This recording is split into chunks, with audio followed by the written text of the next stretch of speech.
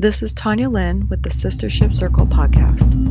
From spirituality, sexuality, and sisterhood to business, relationships, contribution, and creativity, the Sistership Circle podcast introduces a new model of feminine leadership where women get real and vulnerable about it all. Tune in for authentic advice that will empower you to be bold, beautiful, and brilliant as your true self. Hello, sisters. It's Tanya Lynn here, the founder of Sistership Circle, and this is a big topic. Dismantle the inner patriarch. So I had a lot of stuff coming up around doing this Facebook Live. It just feels edgy. It feels controversial whenever we're starting to talk about the patriarchy. And before we even started, we had a dialogue going on, about what we should call it and what it, calling it the inner patriarch.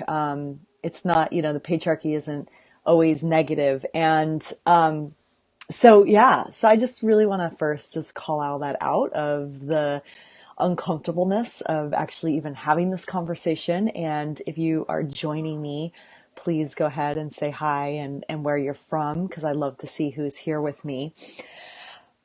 And we're going to dive in. And I want to start with, what is the patriarchy? And I found something that I would love to read to you because I think it's really powerful. And so Starhawk, and I found this at starhawk.org/activism. She says, why we need women's actions and feminist voices for peace. She says that the patriarchy is the constellation of values, ideas, and beliefs that reinforces male control over women. And then she goes on to say that no set of qualities is innately or exclusively male or female. Men can be compassionate, loving, and kind, as women can be tough, brave, or callous.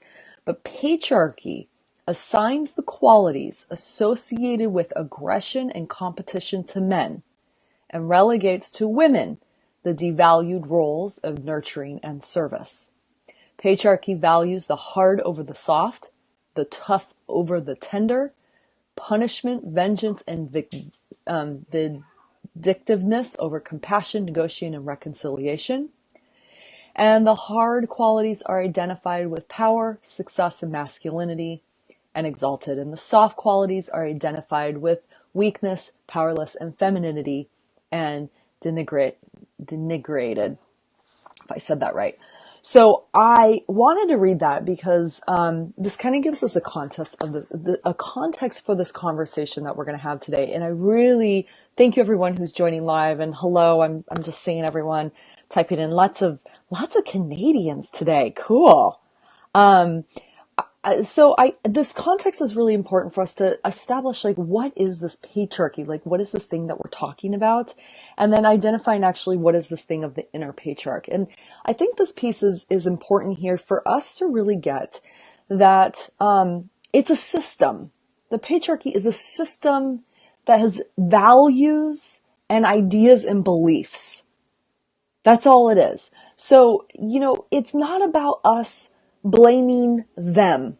There's not a they out there that's separate from us, right? And it's not even really that men are the ones who benefit from the patriarchy and women are the ones who don't benefit from the patriarchy, because men are also very much affected by this system that we're in. So I just really want to preface that piece of, this is not about all men are bad. There are men who are actually victims just as much as women of the patriarchy. And I want us to get out of this conversation of that there's any victims of this, right? And so that we can use this conversation as a way of us women stepping into our power. And not only our individual power, but our collective power and rising up. And really, this conversation is about bringing back and restoring a balance and a harmony. So the opposite of patriarchy is not matriarchy. I want to make that piece very clear. Jeannie Shinoda Boland says this, that the opposite of patriarchy is equality. And I would go even further to say harmony. So harmony is our relationship with one another and with the earth. Equality is really just our relationship between men and women or people, right?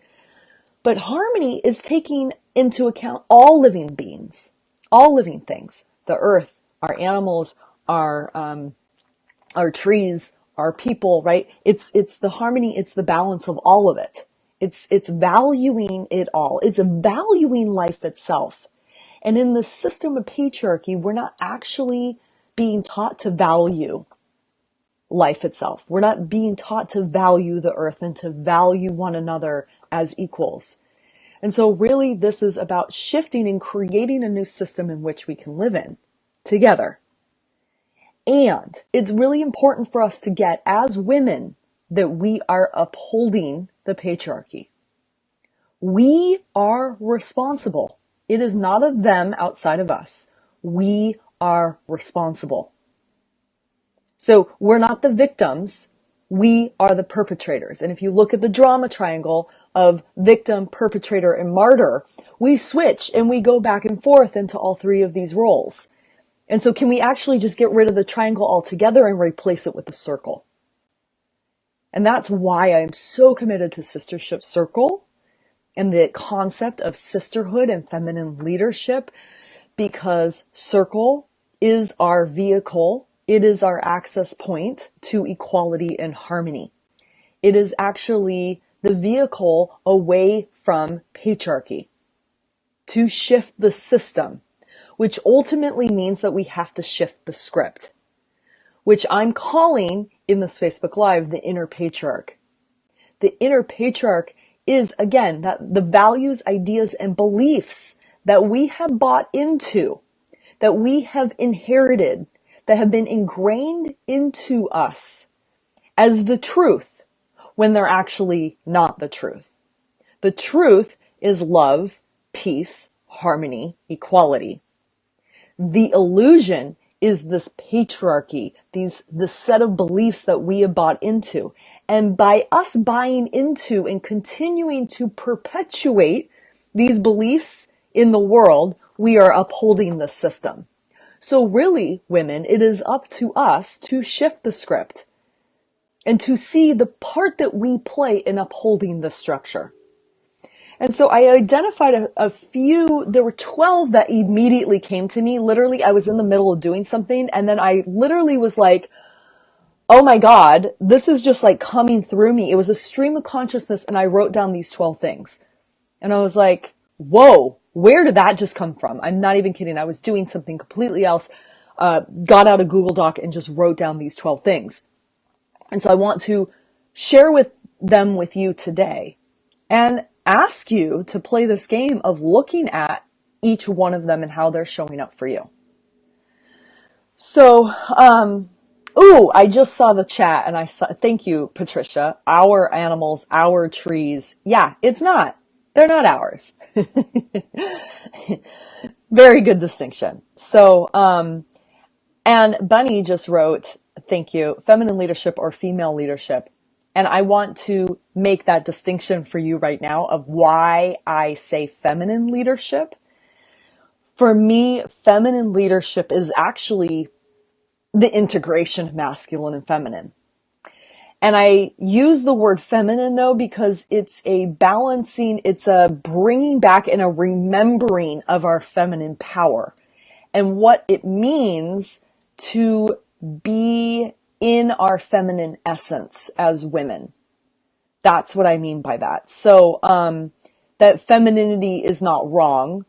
And what are those qualities that perhaps we have shied away from in leadership in the old model, right, of patriarchy. So our intuition, our lady parts, our ability to connect, collaboration. So all those are part of this feminine leadership. So just to make that distinction there. It's like there's no word yet to actually describe what I mean. So I use feminine leadership, integrated leadership, embodied leadership. Those might be but I think those actually go into feminine leadership. So that's why I use that term. Okay. So, a couple things that I want to share before we get into these 12 pieces of the inner patriarch and these things that the inner patriarch keeps saying to us incessantly in our head is that, if you have not read this book, I highly recommend it. The Heroine's Journey. Women's Quest for Wholeness by Maureen Murdoch. And I had the opportunity of actually meeting Maureen in her home up in Santa Barbara. Phenomenal. She's one of the foremothers of this work that we do today with circles. She took the hero's journey and said, this does not apply for women. There's a different journey that us as women take. And actually, when we get to the top of the hero's journey, we're kind of left at this like drop-off point. And this is not the end of our journey. So read that book if you have not. But basically what she said in this was, for the last 5,000 years, culture has been largely defined by men who have had a production-oriented, power over, dominating approach to life. Respect for life and for the limits and cycles of nature and her children has not been a priority.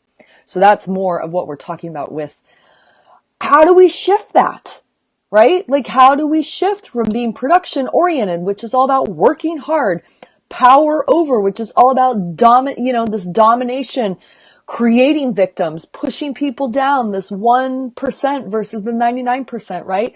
How do we shift that? It starts with us of going within and looking at these beliefs that we have bought into and how they're running the show. So,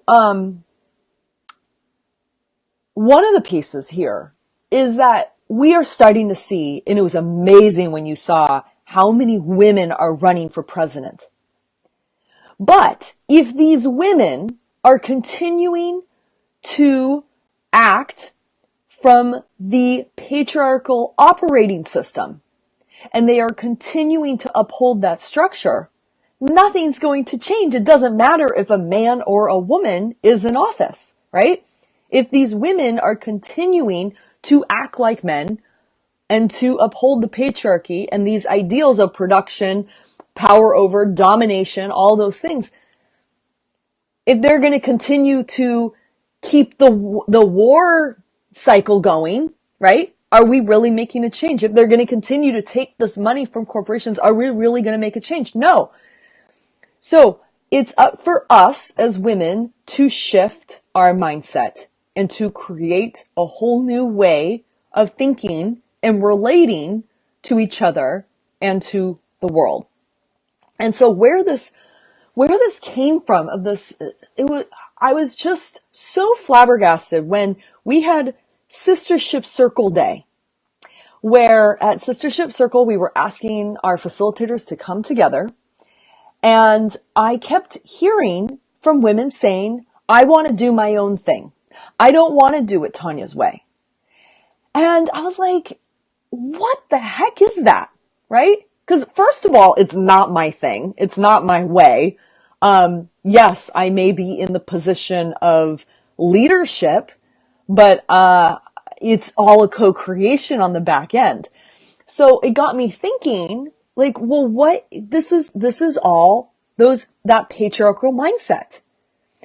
And when are we as women going to get that we should not be doing this by ourselves, that we need to heal our sister wounds and our mother wounds, and that we need to come into greater collaboration and co-creation if we really want to make a difference in the world. Even if we're leading circles, if we are all separately doing it, we're just perpetuating the old model. So, with that said, Bunny, we don't shift it by incorporating patriarchy. However, we've all grown up in that system, and how are women to break into our patriarchal politics except for playing on their field? Okay, so, yeah. It's that we have all grown up in this system, right? And that's why it's ingrained as a mindset, as a belief system that we have bought into. And the way out is to start to say, I'm not buying into this belief. I'm just not buying into it anymore, right? And so I get what you're saying too, of if a woman comes into politics, how can she make a change in a system that's already existent, right? Where she might be the only one.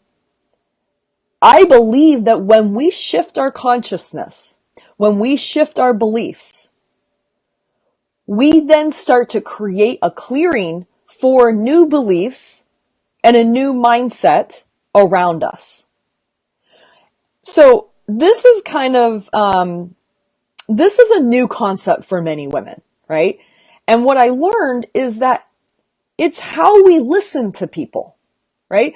So if I'm listening to you as stupid, and I'm constantly then, because my belief is that you're stupid, and I'm continuing to think that you're stupid, and so my whole interaction with you is that you're stupid. Chances are you're probably going to do some stupid things, right? Or I'm going to continue to have evidence of you being stupid.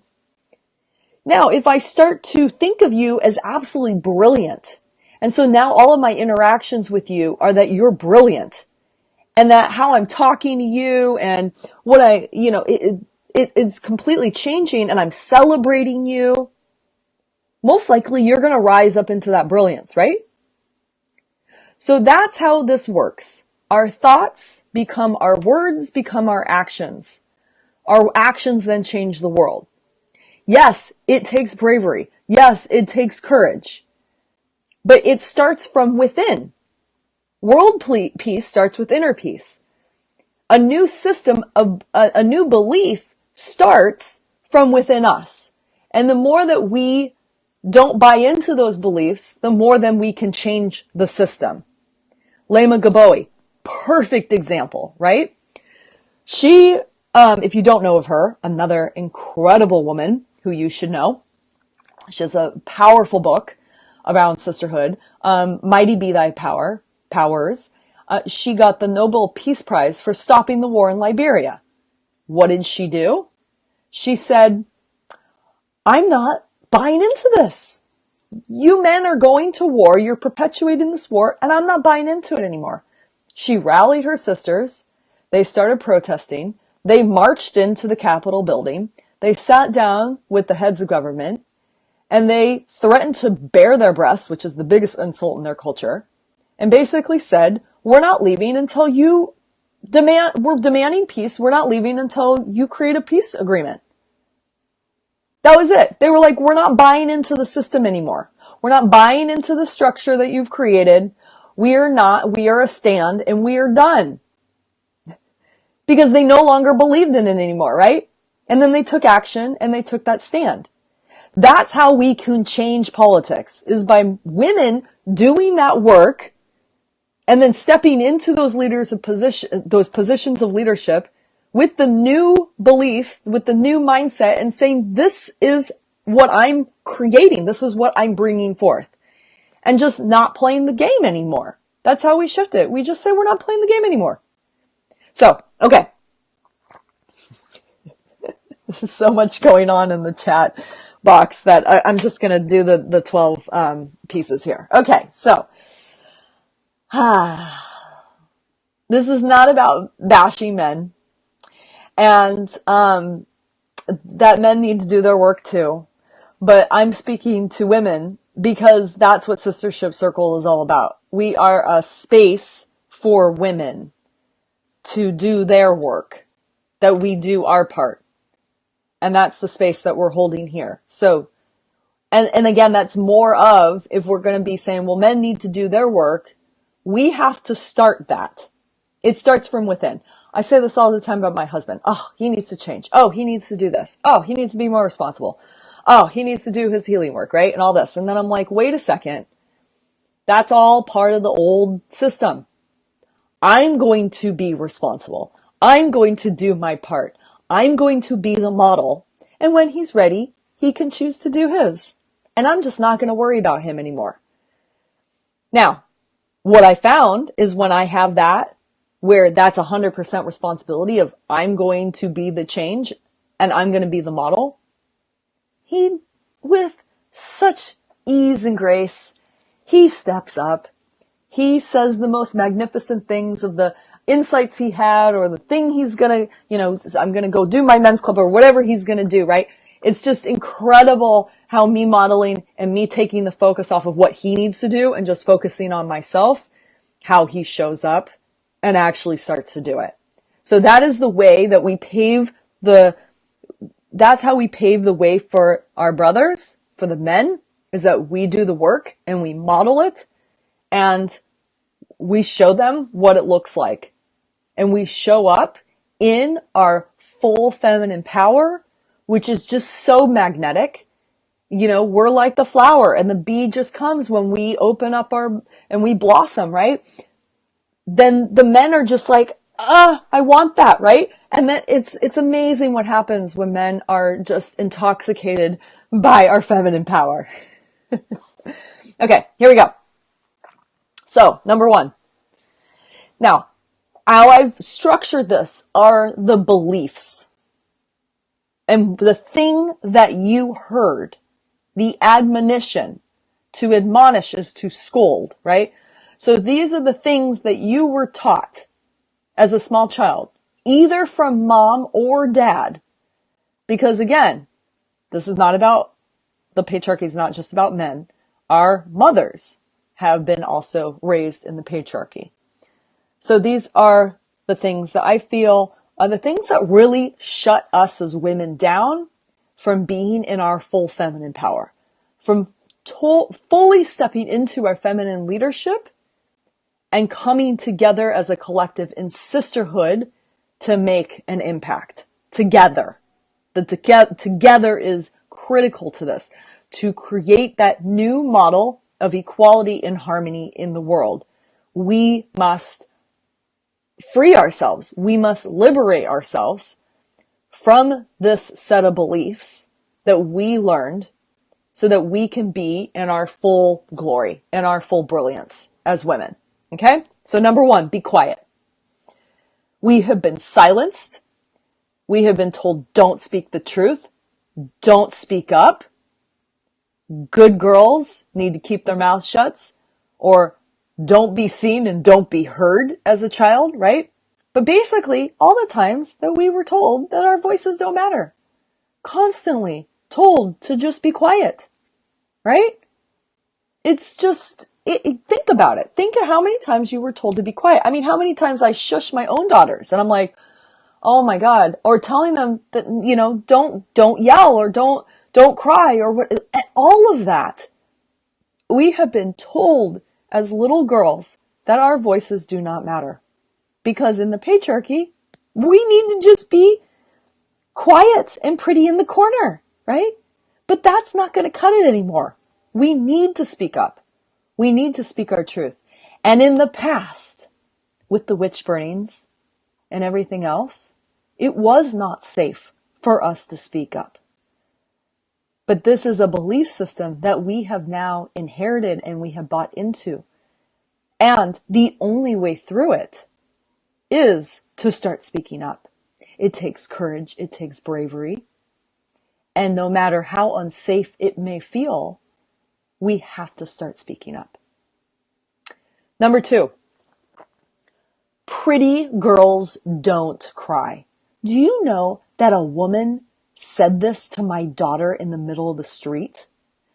So we were riding bikes down at Mission Bay and we were crossing the crosswalk and she's like stopped and she started screaming and crying and having this tantrum in the middle of the street. And I was like, oh my God, really? And this woman comes by and what does she say? Pretty girls don't cry.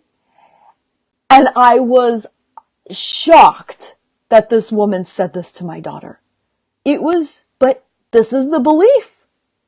You are going to be ugly with that mascara running down your face, with that snot coming out of your nose, with your mouth downturned, right? Pretty girls don't cry. And so we've stuffed down our emotions. We've stuffed down our rage, and we feel overwhelmed by it because we haven't had an outlet, a safe outlet, in order to express all of those emotions that we feel. But we must allow ourselves to feel, and we must stop apologizing for our tears. I don't know how many times in Circle we have a woman start crying and immediately apologizing for herself. Oh my God, I'm so sorry, I'm getting emotional. There's no reason, there's no need for you to apologize for your tears. Your tears are natural. Allow them to flow. Number 3. Oh, this is a big one. You need a man to save you. That knight in shining armor. He's going to come by on his white horse and whisk you off to the castle. You need a man to save you because, sister, you don't have what it takes. You can't make it in this world by yourself. And so what is this played out as? At one point, not so long ago, women needed a man for everything. Couldn't buy property, couldn't vote, couldn't do anything. Confined to the home, essentially. So there's this myth that just like Eve needed Adam, that we need men and they need to save us and we're damsels in distress, especially because we're just so emotional, right?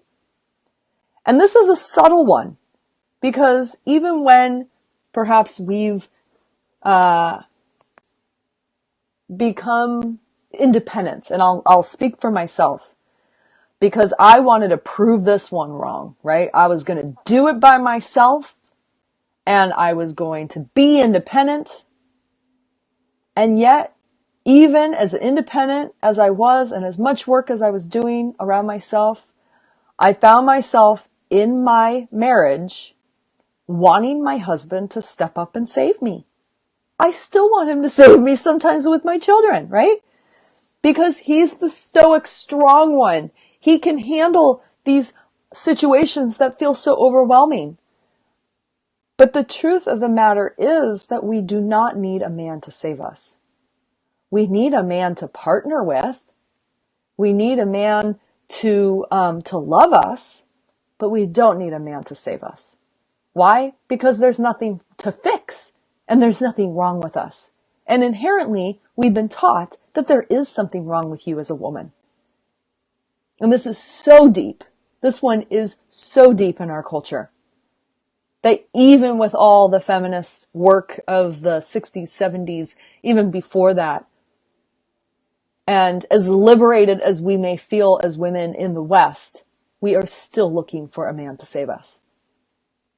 And really all it is looking deeper and looking at like, what, where is this coming from?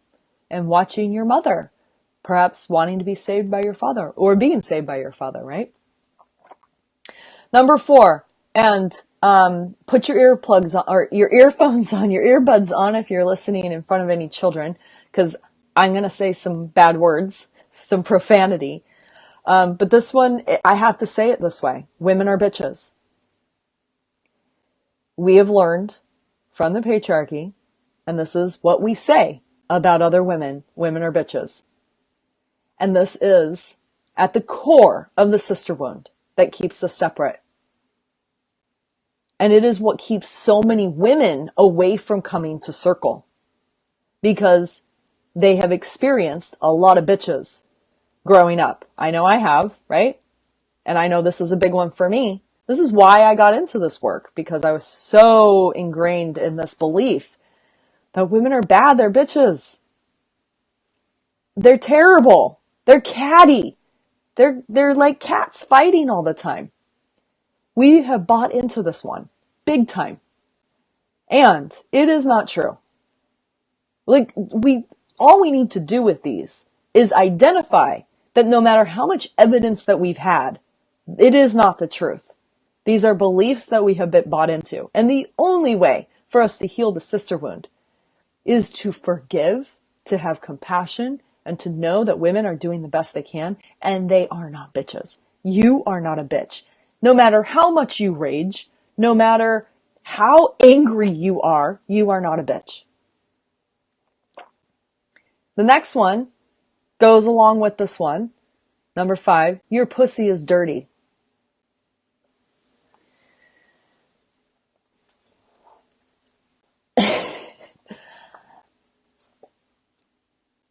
We've been taught that there is something wrong with our lady parts and that we should disown them. And that this blood that comes out of our pussies is gross and it's dirty and it should be plugged up and stuffed up. It's sad. It's really sad that we have bought into this belief to keep our blood away by using birth control, to not even have a period, of thinking that our periods there's something wrong with them and that we can't wait to get away from them. Versus, what if we just rest and go to the red tent? Which is why we do circle. Rest and go to the red tent during your period and get and honor this part of yourself and get that there's nothing wrong with having a period. It's what makes you a woman. And even when we stop bleeding, we still have this disconnect with our pussies. And it is time that we reclaim our pussies by, first of all, just saying that word, as Mama Gina says in her book, a Pussy, a Reclamation, that we need to really see all of our femaleness as sacred. And it is not dirty. It is an honor to have these lady parts. Next one, you are crazy. And I hear this all the time from women in circle, the women around me, who literally think that they are crazy. So if you're crazy, you should keep it all under control. I have my husband relate to me a lot of the times as crazy, especially when I am approaching my period. And he just writes me off as crazy. And sometimes I'm like, maybe he's right. And so now I'm actually having to do that work around myself of I'm not crazy. And there's nothing wrong with me. And there's nothing wrong with you.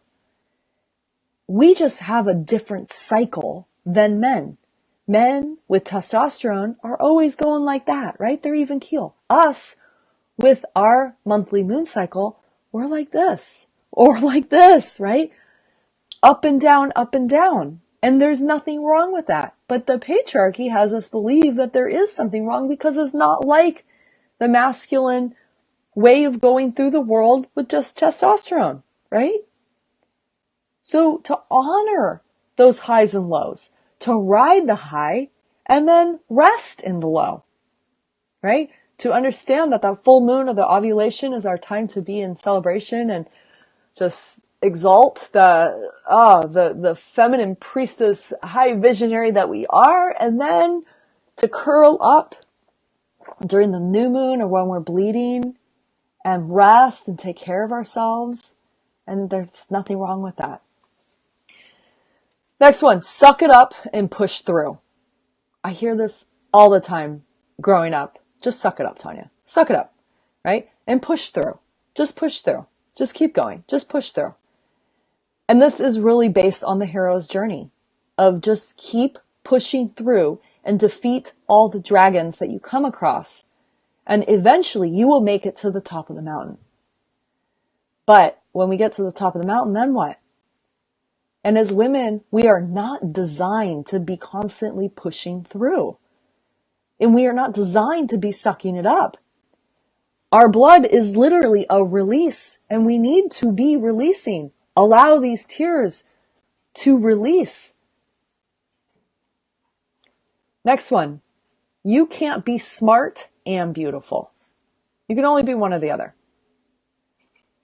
And so I remember growing up constantly I want to be smart because I don't want to just be pretty, right? And so there's this piece of us that's constantly dimming our light. And as Sheryl Sandberg says, like the sitting in the back of the room versus leaning in. Because we feel like either we're not smart enough or we're not pretty enough, that there's something inherently wrong with us, and that we can't have it all. And if we do, we definitely need to dim our light. Next one, be perfect. And specifically, I'm going to say that all we hear all the time is tits and ass. Tits and ass. Be perfect. And so with the perfect comes the old is gross, and you better look perfect, which means you better have the perfect body with the perfect size boobs and the perfect butt. And that's what men are going to look at. And that's all that really matters. And so this objectification of women and our bodies as simply tits and ass. And so how much does that play out in the body shame and the shrinking back and not allowing ourselves to get visible as women? This is what holds us back as women stepping into leadership, is that we are afraid that we don't have the perfect tits and ass in order to be on camera, to be seen, to become visible with our message out there in the world. And so we've really got to let this one go. And the next one is prove yourself, which essentially is this lone wolf, rugged individualism, self-made millionaire bullshit, not true, that you have to go and prove yourself, and you got to do it by yourself. Prove yourself by yourself. And this is so ingrained that we are so afraid of sharing our ideas in case someone else is going to take it. We are in constant competition, and we do not really truly know how to collaborate and co-create with each other because we're all ego, trying to prove ourselves, trying to prove that we're worthy. And I see this rampant in circles, in feminine leadership today, that we want to be seen as someone who can make it, because that is what is valued in the patriarchal society or system, is that you've got to prove yourself and you've got to make it. And again, this always about the getting somewhere. The, what did I call it? The production-oriented society, right? And so if we're constantly proving ourselves, how can we trust? How can we trust? We don't. And why is this that we are constantly trying to prove ourselves? We're trying to prove ourselves because we have bought into this idea that we have to be doing, right? That to just be is not enough. And so ultimately, we have to be showing the world that we are a contribution, that our place in this world matters, and that unless we are doing, we don't exist. This was a big one for me. Huge. And I was constantly doing everything that I could to prove myself worthy of living on this planet. And when I finally let go of this major belief, one of the biggest ones for me, and got that I can do nothing and I can just be, and I still exist and I still matter, that's our true self-worth. But if we are constantly trying to prove ourselves, and I see this with women who are wanting to start their own circle businesses, and it's like, why? When you have Sistership Circle, you have this organization that can get behind you, and you don't have to do all that other crap that's on the back end. Why do you have to create your own business when most businesses fail anyway, right? Because of all that behind the scenes that you have to do, because they have to prove themselves. Next one. The guru at the top knows all the answers, which is more of prove yourself. But this idea that there is this guru, there is this person who we need to put on a pedestal, And so we put anyone who has success or more success than us on a pedestal. We put movie stars on a pedestal, right? Because they're glamorous and they're making money and they're, they're famous, right? Or we put all of our thoughts into this guru who we're following and he's got all the answers and who am I? And this is based on this belief in the patriarchy that God is outside of ourselves. And so if God is outside of ourselves, we don't have the power within ourselves, right? And so we are constantly trying to make sure that we feel like we're worthy of God's attention or whatever it is. I mean, this is so big, and we don't trust ourselves. We don't trust our intuition, and we are constantly giving our power away. And this is where we are not sovereign, because we believe that the answers are outside of us and that everyone else might know more than us. And so therefore we need to put this person on a pedestal because they're a coach or they're a guru or they're famous and so they have all the answers and I need to be like them. Versus what would it look like if we started to get that we have all the answers within ourselves and that there is no guru outside of ourselves. Let's stop putting the gurus on a pedestal. It's the end of the guru. And this leads me to the last one, that God will punish you.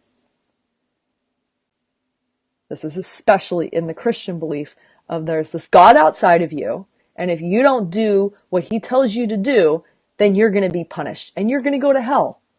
What the hell is that all about?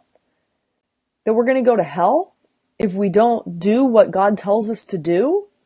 As if this power is again outside of ourselves? So we're constantly giving our power away and in fear of being punished and being sent to hell. So we need to be good little girls who are doing everything right and perfect just to make sure that we get our access to heaven. What if instead we believe that the goddess is within us? What if we believe that we have the goddess within us who has all the answers and therefore we are sovereign within ourselves and we don't need anyone to tell us what to do? So the goddess, I love this. Starhawk says in her book, the goddess does not rule the world. She is the world. Manifest in each of us. She could be known internally by every individual in all her magnificent diversity. She does not legitimize the rule of either sex by the other and lends no authority to rulers of temporal hierarchies. This is why we honor and accept the goddess. This is why the divine feminine is rising, because we are starting to recognize the goddess within ourselves and within each other. And this is critical to healing the sisterhood wound, because if the goddess resides within me and she resides within you, and you are a mirror of me now in all of my divinity and all of my sacredness, then I should be treating you as such, as sacred, as someone to honor and celebrate. Even when you make mistakes, no matter how imperfect you are. This is it. So, that's it. That's what I've got. I came up with a fourth one, or 13th one, work hard, right? Which kind of goes with the prove yourself. But yeah, we're taught that in order for you to make it, which again goes with the prove yourself, that you got to work hard. And that's not really the feminine way. Yeah, we do need to work hard sometimes, but we also need to rest. And we should be resting. We should be going to the red tent together, to rest together, to connect and be in that soft place together. So, thank you, sisters, for being here. Whoa, we've got a lot of comments here.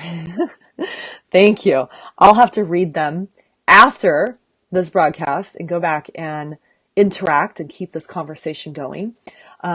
So if you have not heard about our big live event in March, Feminine Uprising Live, it's the weekend of the 23rd of March. I am bringing this conversation to our event. And each year we've had a theme. The first year's theme was around worthiness, like being worthy. And last year's theme was all around the pussy. And this year is around dismantling that inner patriarch. So we're going to be diving into some of these pieces that we explored today. So if you are interested in joining us for this live event, which is by far the best thing that we do all year, it only comes once a year, and it's in beautiful San Diego on a boat. I mean, epic, absolutely epic. Everyone who attended just loved it. Most women are coming back. We still got some seats left, and come join us. So that's at sistershipcircle.com/feminine-uprising-live. Thank you so much, sister. All of you, all these sisters, incredible to have you on with me today. And I look forward to more of these fiery, passionate talks in the future. So I'll see you next time.